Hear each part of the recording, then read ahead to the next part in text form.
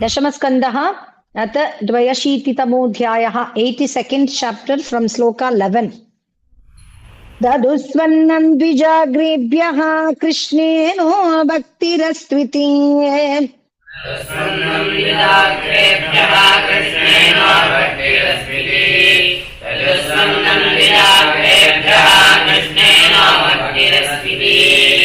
स्वयं च तदनुज्ञाता वृष्णय कृष्णदेवताः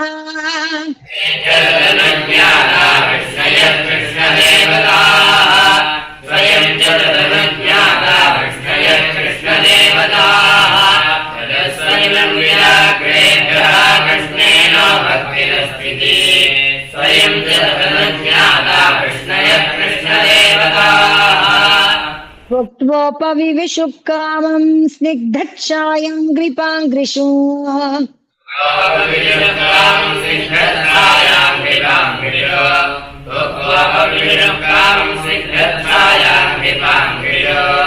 तत्रागतान्ते ददृशुः सुहृत्सम्बन्धिनो नृपान्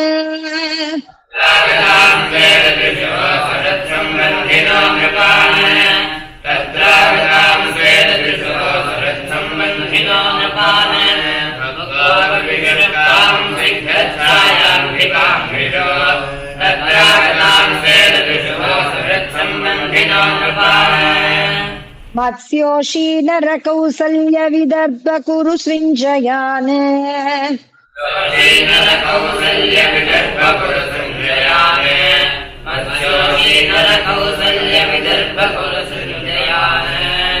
काम्बोजकैकयान् मद्रान् कुन्तीनानर्त केरलान्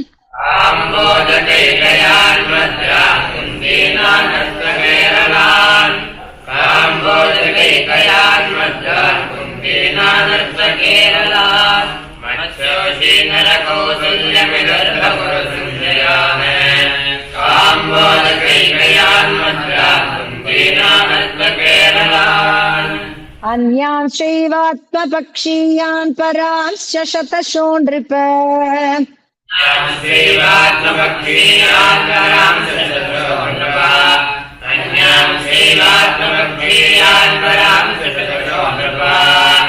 नन्दादीन् सुहृदो गोपान् गोपीश्च उत्कण्ठिताश्चिरम्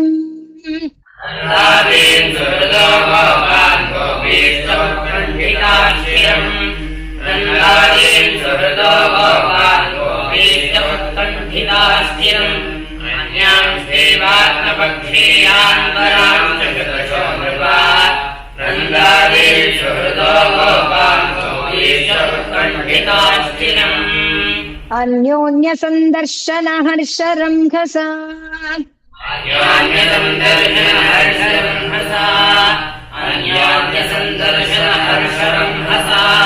प्रोत्फुल्ल हृद्वक्त्र सरोरुह श्रियः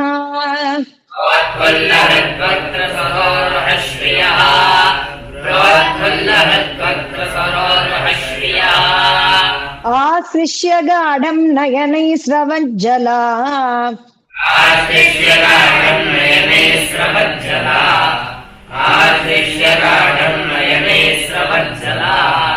हृष्यत्वचोरुद्धगिरो ययुर्मुदम्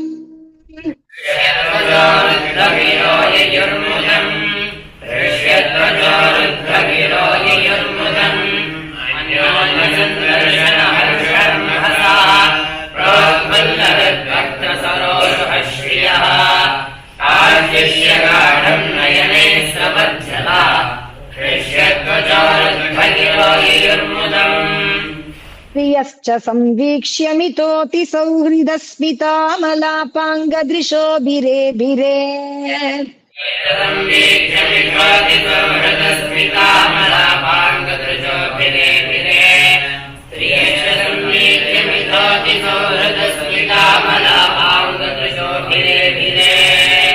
तनैस्तनान् कुङ्कुमपङ्करूषितान्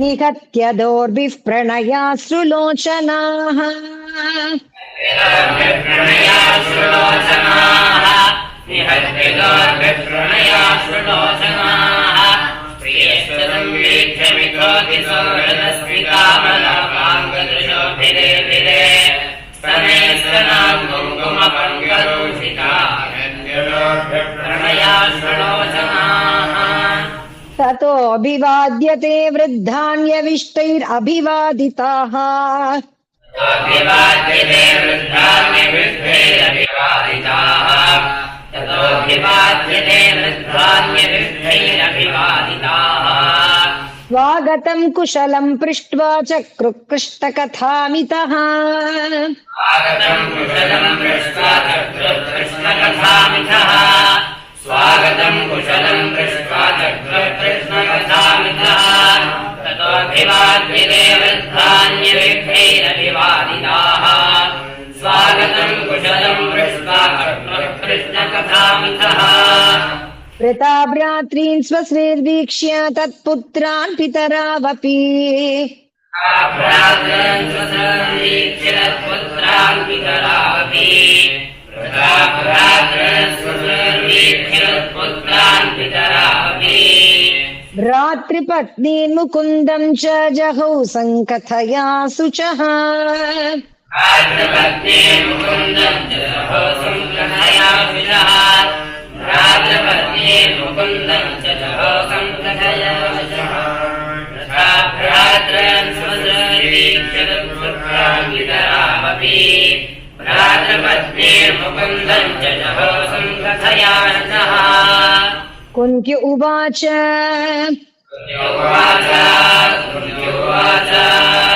आर्यभ्रातरहं मन्ये आत्मानम् अकृताशिषम् आर्यभ्रातरहं मन्ये आत्मानम् अकृताशिषम् आर्यभ्रातरहं मन्ये आत्मानम् अकृताशिषम् यद्वा आपत्सु मद्वार्तां नानुस्मरत सत्तमाः यद्वा आपत्सु मद्वार्तां नानुस्मरत सत्तमाः यद्वा आपत्सु मद्वार्तां नानुस्मरत सत्तमाः कुन्त्युवाच आर्यभ्रातरहं मन्ये आत्मानम् अकृताशिषम् यद्वा आपत्सु मद्वार्तां नानुस्मरत सत्तमाः सुहृदो ज्ञातयः पुत्रा भ्रातरः पितरावपि ज्ञातयः पुत्रा भ्रातरः पितरावपि सुहृदो ज्ञातयः पुत्रा भ्रातरः पितरावपि न अनुस्मरन्ति स्वजनं यस्य दैवमदक्षिणम् स्मरन्ति स्वजनं यस्य दैवमदक्षिणम् स्मरन्ति स्वजनं यस्य दैवमदक्षिणम् सुहृदो ज्ञातयः पुत्रा भ्रातरः पितरावपि स्मरन्ति स्वजनं यस्य दैवमदक्षिणम् वसुदेव उवाच वसुदेव उवाच अम्बमास्मानसूयेथा दैव क्रीडनकान्नरान् अम्बमास्मानसूयेथा दैवक्रीडनकान्नरान् अम्बमास्मानसूयेथा दैवक्रीडनकान्नरान् ईशस्य हि वशे लोकः कुरुते कार्यतेऽथवा ईशस्य हि वशे लोकः कुरुते कार्यतेऽथवा ईशस्य हि वशे लोकः कुरुते कार्यतेऽथवा वसुदेव उवाच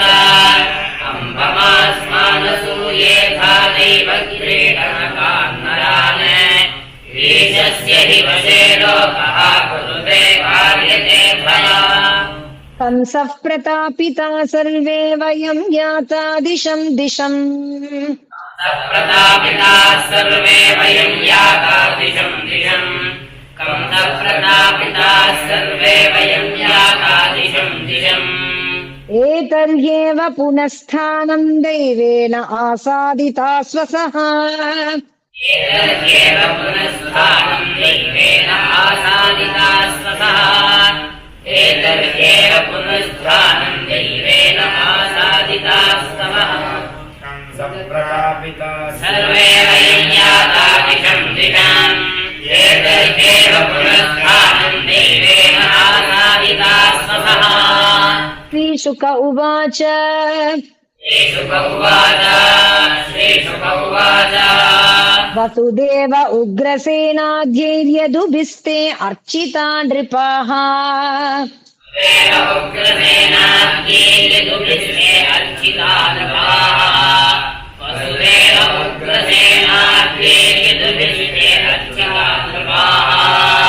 आसन्नच्युत सन्दर्श परमानन्द निर्वृताः।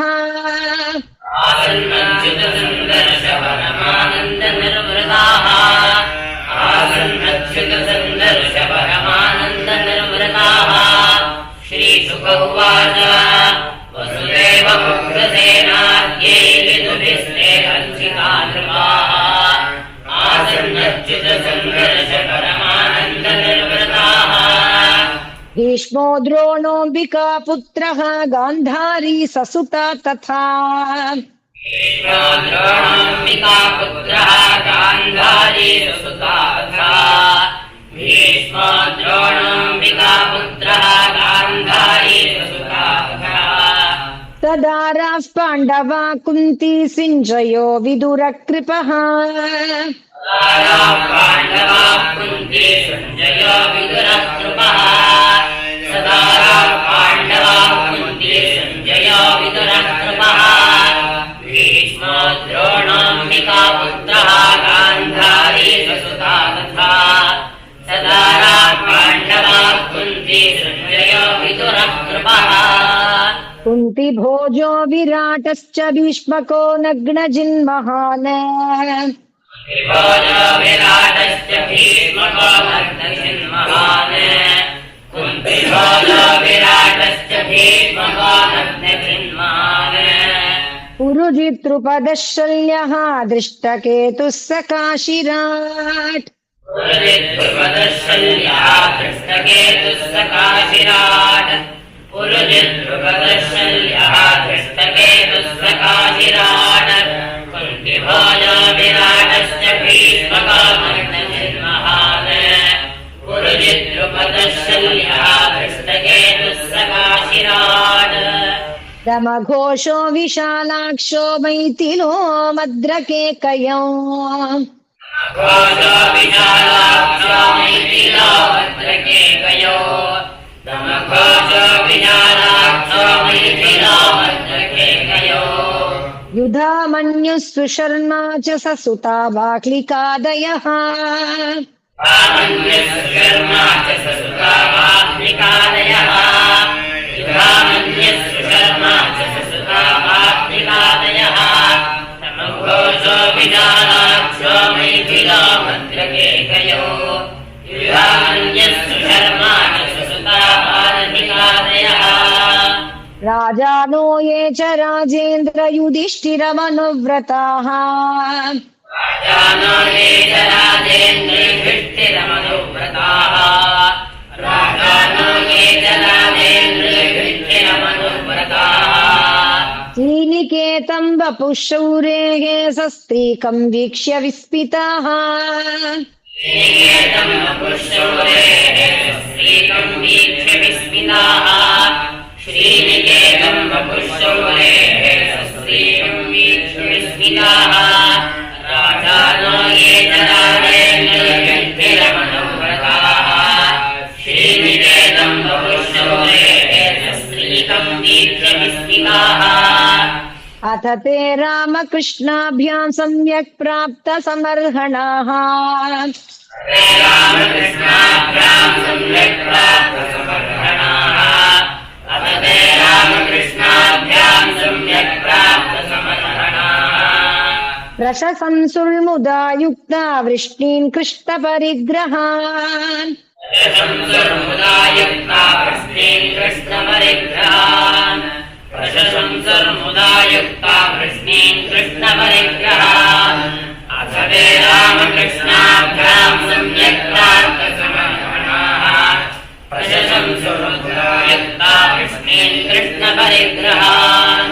अहो भोजपते यूयं जन्म भाजो नृणामिह भोजपते यूयं जन्मभाजो नृणामिह अहो भोजपते यूयं जन्मभाजो नृणामिह यत्पश्यता सकृत्कृष्णं दुर्दर्शमपि योगिनाम् सकृत्कृष्णं दुर्दर्शमपि योगिनाम् यत्पश्यता सकृत्कृष्णं दुर्दर्शमपि योगिनाम् अहो भोजपते यूयं जन्मभाजो नृणामिह यत्पश्यता सकृत्कृष्णं दुर्दर्शमपि योगिनाम् यद्विश्रुतिश्रुतिनुतेदनमल्मुनाति यद्विश्रुतिः श्रुतिनुते तदमलं पुनाति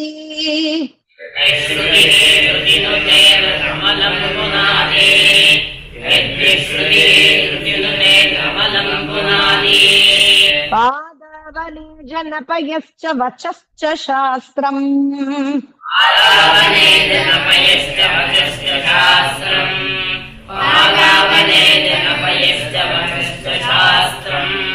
भूकालभर्जित भगापि यदङ्घ्रिपद्मस्पर्शोत शक्ति विवर्षति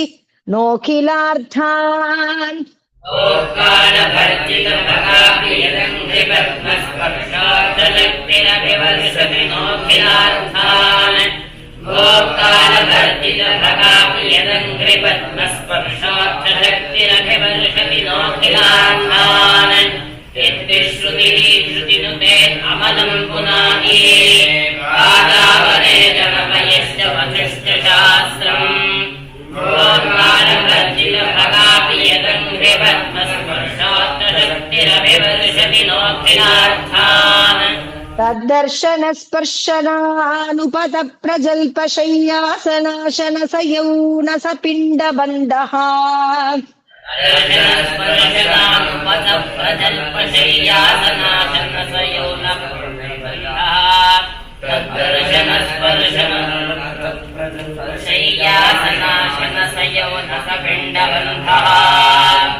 येषां गृहे निरयवर्त्मनि वर्ततां वः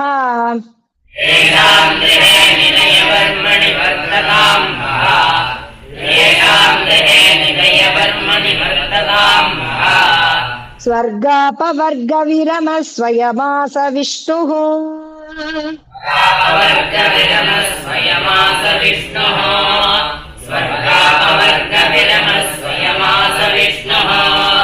तद्दर्शनस्पर्शनानुपथ प्रजल्पशय्यासनाशन सयोनसपिण्डबन्धः येषां गृहे निलयवर्मणि वर्ततां वः स्वर्गापवर्गविरम स्वयमास विष्णुः।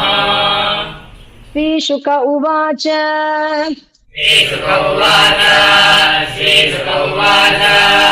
नन्दस्तत्र यदून् प्राप्तान् ज्ञात्वा कृष्णपुरोगमान्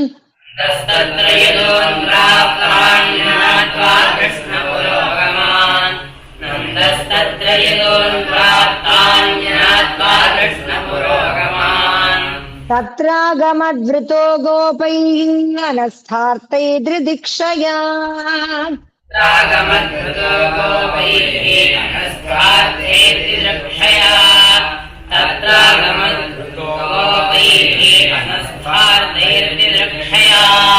श्रीशुक उवाच नन्दस्तत्र यदून् प्राप्तान् ज्ञात्वा कृष्णपुरोगमान् तत्रागमद्वृतो गोपैः अनस्थार्थैर्दिदृक्षया तं दृष्ट्वा वृष्णयो हृष्टाः तन्वः प्राणमिवोत्थिताः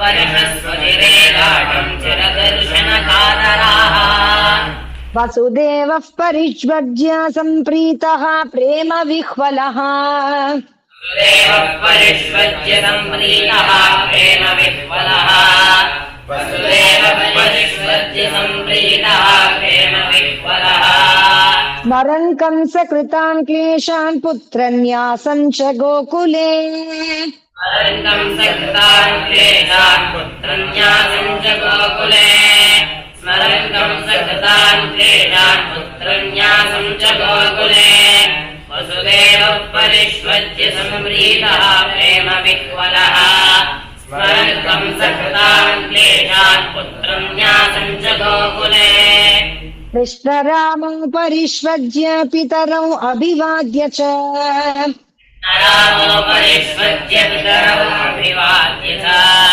कृष्णरामो परिष्वज्य पितरौ अभिवाद्य च न किञ्चनो चतुःप्रेम्णा साश्रुकण्ठौ कुरुद्वः किञ्चना चतुःप्रेम्णा साश्रुकण्ठो कुरुद्वः न किञ्चना चतुःप्रेम्णा साश्रुकण्ठो कुरुद्वः कृष्णरामो परिष्वज्य पितरौ अभिवाद्य च न किञ्चना चतुःप्रेम्णा साश्रुकण्ठो कुरुद्वः तावात्मासनमारोप्य बाहुभ्यां परिरभ्य च आत्मासनमारोप्य बाहुभ्यां परिरभ्य च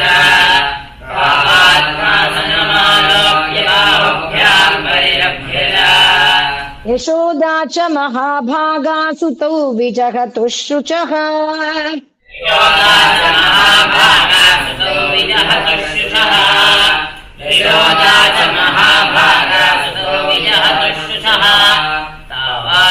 तावात्मासनमारोप्य बाहुभ्यां परिरभ्य च यशोदा च महाभागा सुतौ विजहतुः शुचः रोहिणी देवकी चात परिष्वज्य व्रजेश्वरी देवकी चात परिष्वज्य व्रजेश्वरीम् रोहिणी देवकी चात परिष्वज्य व्रजेश्वरीम् स्मरन्त्यो तत्कृता मैत्रीं बाष्पकण्ठ्यौ समूचतुः स्मरन्त्यो तत्कृतां मैत्रीं बाष्पकण्ठ्यौ समूचतुः स्मरन्त्यो तत्कृतां मैत्रीं बाष्पकण्ठ्यौ समूचतुः रोहिणी देवकी चात परिष्वज्य व्रजेश्वरीम् स्मरन्त्यो तत्कृतां मैत्रीं बाष्पकण्ठ्यौ समूचतुः ता विस्मरेत वा मैत्रीम् अनिवृत्तां व्रजेश्वरी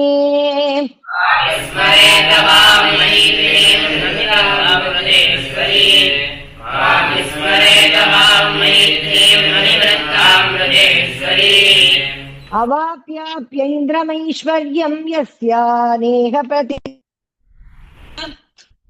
अवाप्याप्यैन्द्रमैश्वर्यं यस्यानेह प्रतिक्रिया अवाप्याप्यैन्द्रमैश्वर्यं यस्यानेह प्रतिक्रिया विस्मरेत वां मैत्रीं अनिवृत्तां व्रजेश्वरी अवाप्याप्यैन्द्रमैश्वर्यं यस्यानेह प्रतिक्रिया एतावदृष्टः पितरो युवयोस्त्वः पित्रोः एतावदृष्टपितरो युवयोस्मपित्रोः एतावदृष्टपितरो युवयोस्मपित्रोः सप्रीणनाभ्युदय पोषण लालपालनानि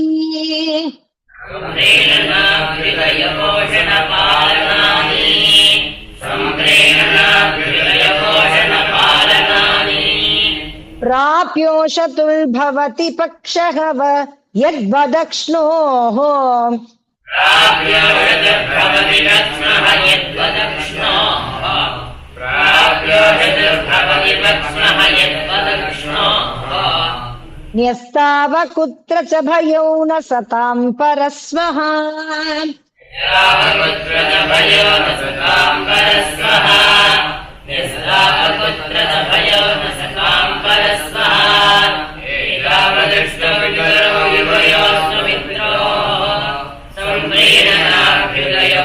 सम्प्रीणनाभ्युदयपोषणपालनानि प्राप्योषतुर्भवति पक्ष्णः यद्वदक्ष्णोः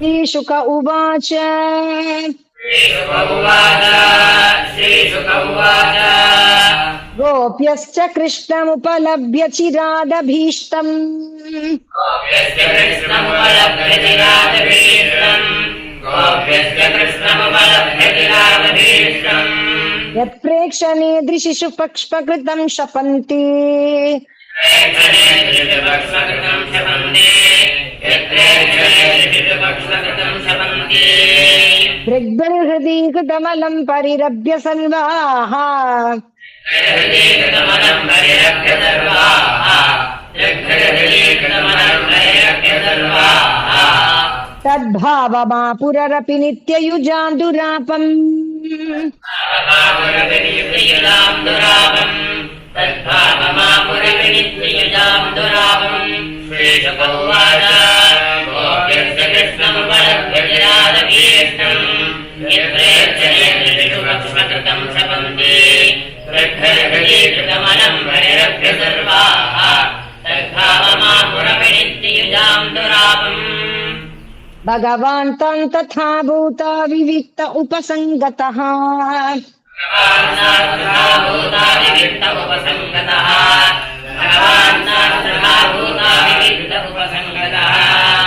आश्लिष्यानामयं पृष्ट्वा प्रहसन्निदमब्रवीत्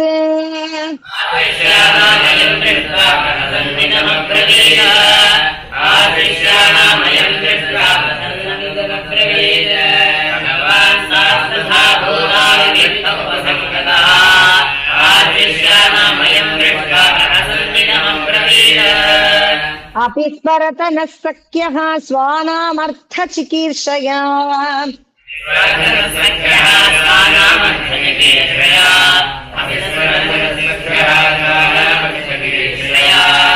ततां शिरायितान् शत्रुपक्षक्षपणचेतसः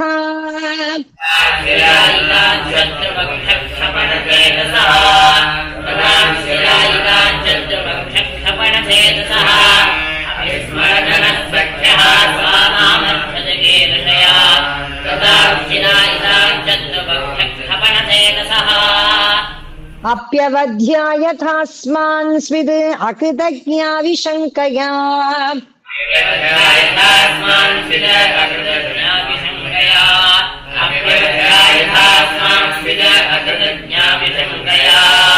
नूनं भूतानि भगवान् युनक्ति वियुनक्ति च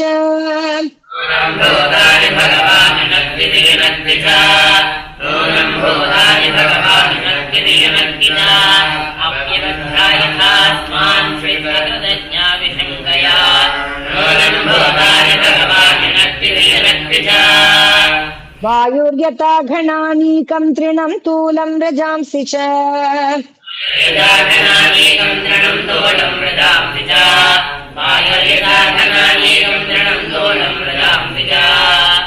संयोज्याक्षिपते भूयः तथा भूतानि भूतकृत्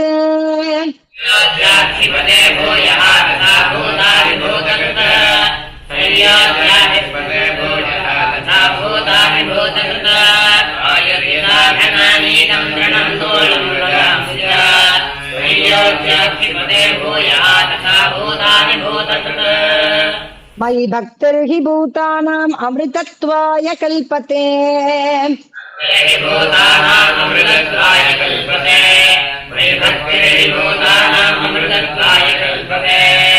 दिष्ट्या यदासी मत्स्नेहो भवति नामदापनः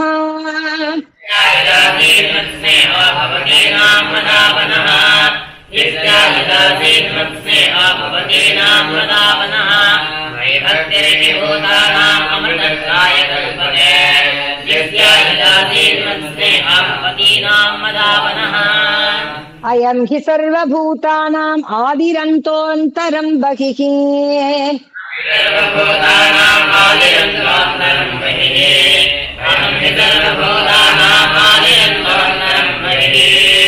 भौतिकानां यथा खम्वार्भूर्वायुज्योतिरङ्गनाः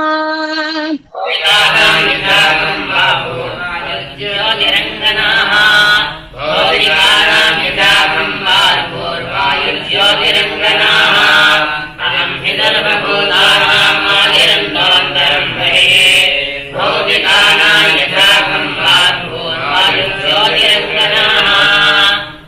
एवं ह्येतानि भूतानि भूतेषु आत्मात्मना ततः एतानि भूतानि भूतेषु आत्मात्मना ततः एवं एतानि भूतानि भूतेषु आत्मात्मना ततः उभयं मय्यत परे पश्यता भातमक्षरे मय्यथपरे पश्यता भातमक्षरे उभयं मय्यथपरे पश्यता भातमक्षरे एवं एतानि भूतानि भूतेषु आत्मात्मना ततः उभयं मय्यथपरे पश्यता भातमक्षरे श्रीशुक उवाच श्रीशुक उवाच अध्यात्मशिक्षया गोप्य एवं कृष्णेन शिक्षिताः अध्यात्मशिक्षया गोप्येवं कृष्णेन शिक्षिताः अध्यात्मशिक्षया गोप्येवं कृष्णेन शिक्षिताः तदनुस्मरणध्वस्तजीवकोशास्तमध्यगन्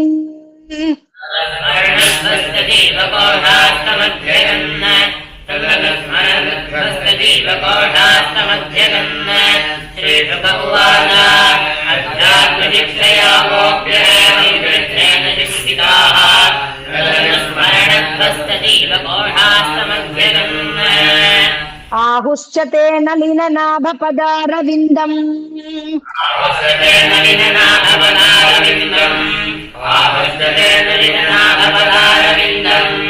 योगेश्वरैर्हृदि विचिन्त्य मगाधबोधैः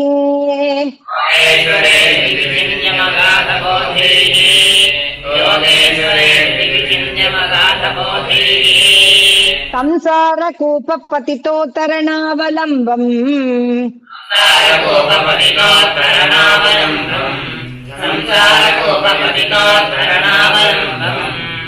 केहञ्जुषामपि मनस्युदीयात् सदा नः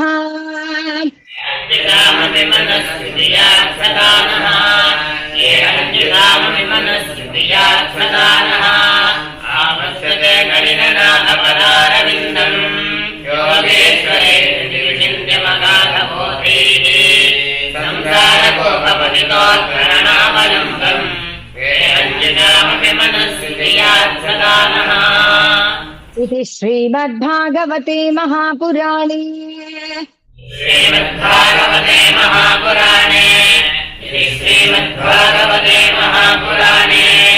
पारमहंस्यां संहितायां दशमस्कन्धे उत्तरार्धे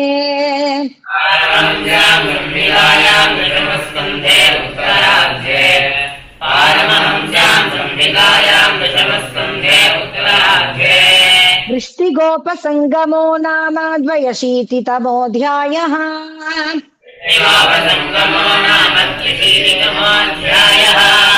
वृष्टिगोपसङ्गमो नाम 3